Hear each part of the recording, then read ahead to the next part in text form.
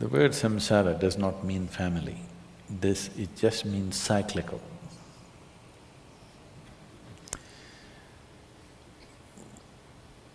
Who you are right now is a product of certain cycles. There are many ways to look at this. The cycles of the sun, the cycles of the moon, and various other cycles in the universe, we are a product of that. Only because our mothers' bodies were in sync with the cycles of the moon, we are born here, isn't it? So we are a product of cycles. Our idea of time is cyclical. If the planet spins once, we say it's a day. If the moon goes around, we say it's a month. If the planet goes around the sun, we say it's a year. Our idea of time itself is cyclical. If it was all like this, going like this, you wouldn't know what is time because there are no markers anywhere. If the planet was just going straight somewhere, would you know what is time? Only because it's in cycles, you're able to decipher as to what is time. You're able to measure a certain length of time. And your life is a certain amount of time, and it is going in cycles because it's a product of this. Solar system is like the potter's wheel which has generated this. So time and the cycles of time, either you can be trapped in the cycles of time or you can ride the cycles of time. If you're trapped in the cycles of time, we say you're in samsara, because life becomes cyclical and it keeps repeating. Psychologically, physiologically definitely there are cycles. The monthly cycles in a woman's body are related to the moon. There are other cycles which are related to the sun, which are not so obvious as the cycles of the moon, but they're happening. If you observe your life carefully, you will see it is cyclical. Same things are repeating themselves in different colors, but same things are repeating themselves over a period of time. You can actually look whether it is 12 years, it's 6 years, it's 3 years, it's happening at some point. If it is happening in very short cycles, you are heading towards a psychological breakdown.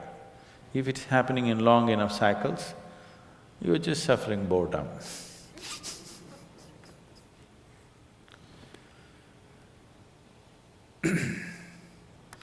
So if you're trapped in these cycles, we call it samsara. If you ride the cycles towards your liberation, then we say this is sannyas. Sannyas need not necessarily mean not having a family.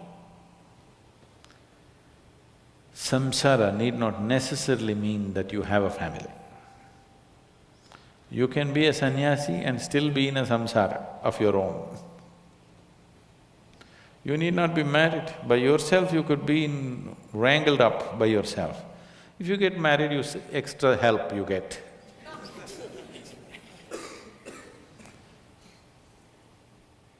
People are alone and they're quite wrapped up by themselves, they don't need anybody's help. They're doing fine by themselves, their own samsara.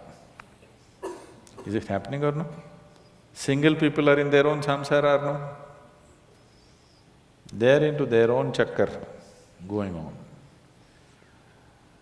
When you get married, at least you can blame it on somebody, it's because of her, I'm like this, or because of him, I'm like this.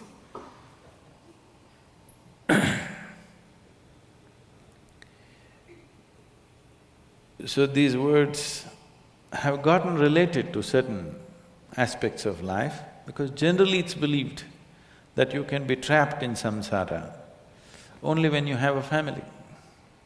Because once you have a family, you have to earn certain amount of money, you have to do certain things, children are there, means certain things have to be managed, so things become cyclical. When things are going in cycles, it feels that everything is better organized.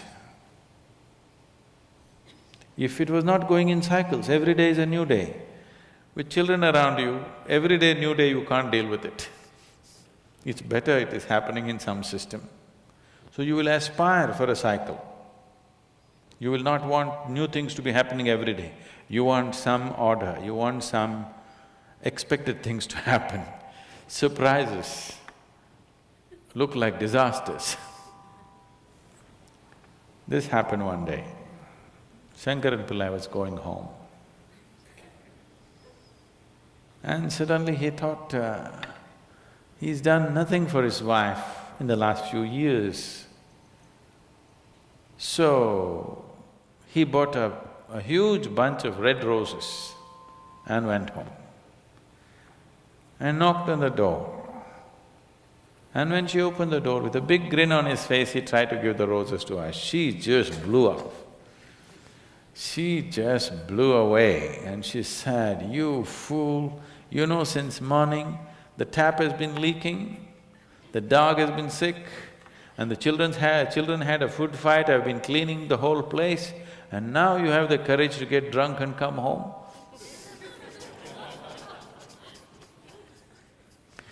So surprises can be disasters because you aspire for order more than excitement. Once the number of balls that you're juggling are too many, you aspire for order, you don't care for excitement anymore. Yes or no? If you had 5 children at home instead of 1 or 2, then you would aspire for everything to happen like clockwork. You don't want one extra thing to happen. You don't want anything new to happen in your house. So this is samsara. You want to go in cycles, you're aspiring to be in cycles because cyclical, at least there is a comfort, you know what's coming next. So once you go in cycles, cycle means a circle. If I say you're going in circles, it simply means that you're not getting anywhere. So in the cycles of time, if you're trapped in the cycles of time, you are not getting anywhere but going through the same thing because you have poor memory. That's the only safety. Because you have poor memory, you do not realize the same things are being repeated. Suppose your memory opened up to many lifetimes and you realize you've been doing the same stupid things over and over again, you got excited about the same little things again and again, you would feel utterly silly, isn't it? Within the cycle, that cycle means so much to you. It looks like it's everything. If you break that cycle and something beyond the cycle becomes apparent to you, suddenly what's within the cycle is so limited and so meaningless. The relationships, the activity, the thoughts, the emotions, everything that you held as everything in your life, suddenly poof. So this is sanyasa. That is, you've broken the cycles of time. You're riding the cycles of time. You're not trapped in the cycles of time. So can I do this within the family? You can, but nobody need to know. If they know, they won't be able to live with you unless they're also like that. People are looking for some bondage. People don't come together seeking freedom, they're coming together seeking bondage, isn't it? If they know that you're not bound by anything, it'll be dangerous to live with a person like that. So, once you've broken the cycles of time, consciously you can be part of it when you want to be. But when you're not, you're not. So being a sannyasi inside a family situation, it is not that it's not possible. This is not being uncaring, this is not being unconcerned. This is just being free from a certain situation. There are many people who live in the family and they don't care a damn. That's different. That is because they're in their own samsara. They're not involved with other samsara.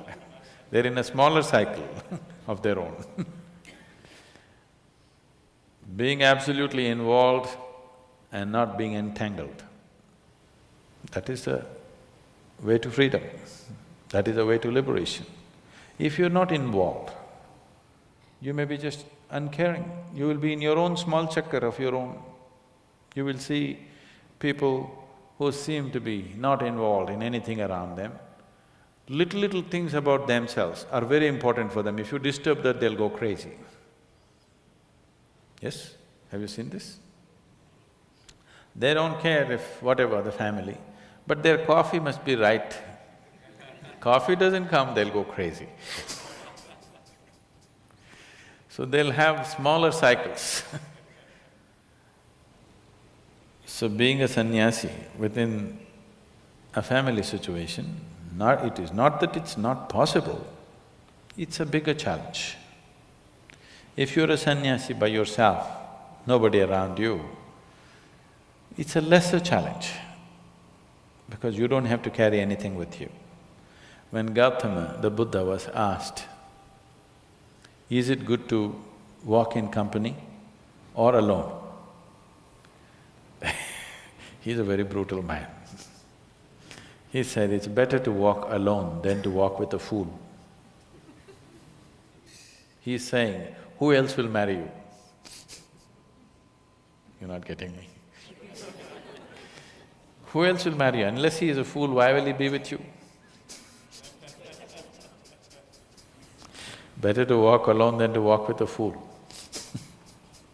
It's a loaded statement.